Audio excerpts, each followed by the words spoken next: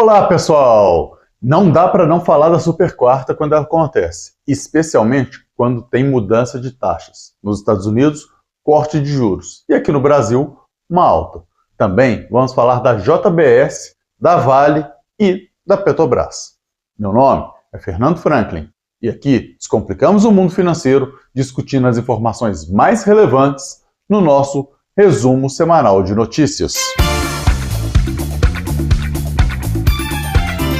Vamos ao que interessa. Nos Estados Unidos, o Fed cortou a taxa de juros em 0,5%. Ou seja, agora a banda lá é de 4,75 a 5. Isso está mostrando uma confiança que eles vão reduzir a inflação para a meta. E, inclusive, foi um fato citado no comunicado.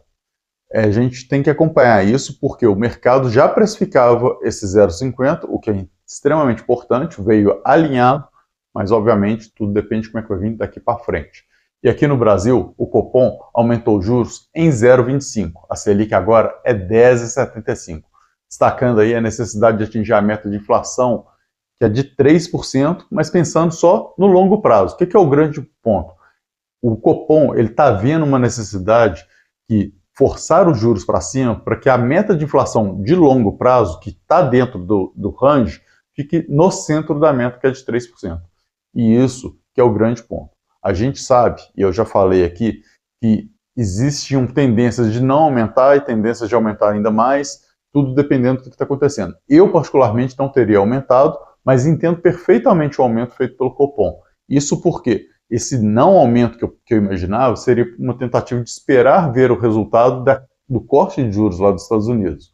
Mas eu ressalto, e eu falei isso no vídeo que eu gravei no CompactCast, e quem quiser assiste lá, é importantíssimo, vai estar no final desse vídeo. Lá, eu cito muito claramente, existem informações que o Banco Central tem, que o Copom tem, que obviamente o resto das pessoas não tem. E isso é fundamental. E aí, considerando todas essas mudanças aqui, a minha pergunta que fica é o que vai vir na pesquisa Focus da semana que vem?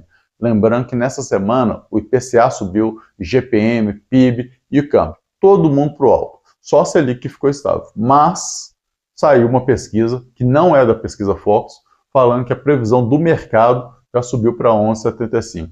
E aí eu fico me perguntando se a gente já vai ver essa reflexão de 11,75 ou algo maior que os 11,25 agora na próxima Focus, que sai na segunda-feira. O que vocês acham? Me conta aqui, é importante a gente saber disso.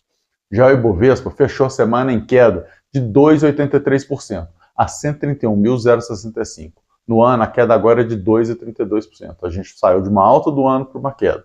O mercado estava muito pensando aí nesses juros e veio de uma forma que, obviamente, aumentar os juros do Brasil faz com que muita coisa que seria para renda variável vá para renda fixa. Porém, a queda dos juros dos Estados Unidos é algo que impulsiona aqui. Mas já estava meio precificado, né? E aí, tirando isso tudo, a gente tem diversos pontos no risco fiscal que complicam muito aqui a nossa situação. Eu acredito que o mercado deu uma realizada bem forte e talvez a gente tenha um espaço aí para poder melhorar nas próximas semanas, considerando a absorção de tudo isso aí e, obviamente, depois do comunicado do Copom, que vai trazer mais informações, talvez dar um pouco mais de detalhe já do comunicado, não da ata, né, porque o comunicado já foi, mas já que o comunicado não veio tão detalhado assim do jeito que a gente poderia querer, o maior detalhamento foi mesmo em relação à meta de inflação. Nos fatos relevantes de mercado, eu separei aqui 3 empresas dos setores fundamentais para a economia brasileira. Claro que não são os principais setores, tem outros, mas são 3 fundamentais. Em alimentos, a JBS, na mineração, a Vale e na energia, mais especificamente petróleo, a Petrobras. A JBS informou aí uma projeção de receita líquida de 409 bilhões e um EBITDA de 36,2 bilhões para 2024. Assim, isso veio muito acima do que era o consenso de mercado antes dessas divulgações, e isso aí vai fazer com que o mercado como um todo faça revisão nas suas projeções. E isso mexeu com a empresa e mexeu com o setor inteiro, tá, pessoal? Então, não só a JBS, mas como, por exemplo, a BRF, tiveram uma adequação de preços aí por conta dessa informação. Vale lembrar, o mercado já refletiu, daqui para frente é outra história, mas vale acompanhar. A Vale, que está aí com um alerta de barragem em Forquilha 3, que é lá em Ouro Preto, está trazendo um pouco de preocupação para a gente. É óbvio, né? Alerta de barragem, preocupação, e está mais que natural, tanto em termos econômicos quanto em termos, obviamente, de pessoas, né? Que é o mais importante de tudo. Mas, para poder amenizar a parte econômica da situação, a gente tem as negociações do Acordo do Desastre de Mariana avançando.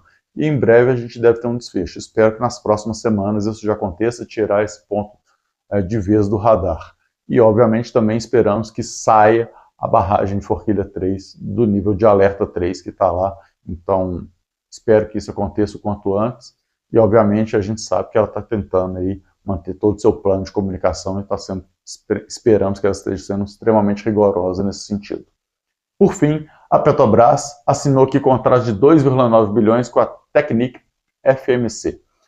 Não importa tanto quem que é a empresa. O mais importante é que esses contratos são para fornecimento de equipamentos submarinos e dutos flexíveis, que aí vão viabilizar importantes campos de produção de petróleo e gás lá no pré-sal.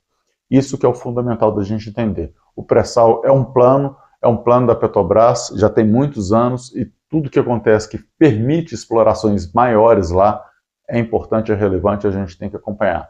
Claro que explorar o pré-sal é uma coisa, ter lucro com o pré-sal é outra. E a gente espera, obviamente, que ela consiga efetivamente ter o lucro, que é o que vai mais impactar aí para a empresa como um todo. Era isso que eu tinha para trazer para vocês. Queria que vocês deixassem aqui no comentário para mim um ponto importante que eu acho de tudo isso que a gente falou. A gente já falou bastante de juros, já bastante, tanto aqui do Brasil quanto lá nos Estados Unidos. Tem um vídeo especificamente disso, que eu já falei, que vai estar aqui no final. Mas deixa aqui no comentário para mim, principalmente, o que vocês estão achando aí do acordo da Vale. Ele sai ou não sai? Porque isso, com certeza, é um ponto fundamental para a empresa. Muito obrigado e até a próxima. Tchau, tchau.